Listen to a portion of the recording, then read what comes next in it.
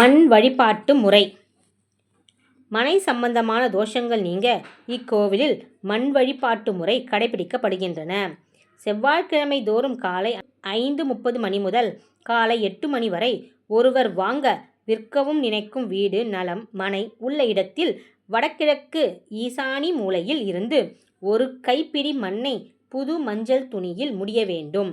அந்த மண் முடிச்சை பூலோகநாதர் கோவிலுக்கு எடுத்து வந்து பூஜை பொருட்கள் மற்றும் தட்சணையுடன் சாமிக்கு அர்ச்சனை செய்ய வேண்டும். பிறகு கோவிலின் பிரகாரத்தை 3 முறை வலம் வர வேண்டும்.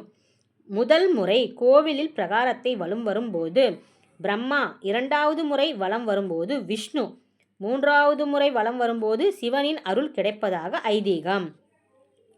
தொடர்ந்து நவகிரகங்களை 9 முறை வலம் வந்து தல விருட்சமாக இருக்கும் வன்னி மரத்தை வணங்கி கோவிலில் அர்ச்சகர்கள் கூறும் பரிகாரத்தை அந்த மனையிலோ அல்லது நிலத்திலோ செய்ய வேண்டும். இவ்வாறு செய்தால் 3 முதல் 5 மாதத்திற்குள் நிலம், மனை சம்பந்தமான தோஷம் நீங்கி தாங்கள் நினைத்த காரியம் கைகூடும் என்பது இங்கு மண் வழிபாட்டு முறை செய்து பலன் பெற்ற பக்தர்களின் நம்பிக்கையாக கூறப்படுகிறது. நினைத்த காரியம் நிறைவேறியது புவனாம்பிகை உடனுறைய பூலோகநாதருக்கு அபிஷேகம், ஆராதனைகள் செய்து பிரார்த்தனைகளை நிறைவேற்ற வேண்டும்.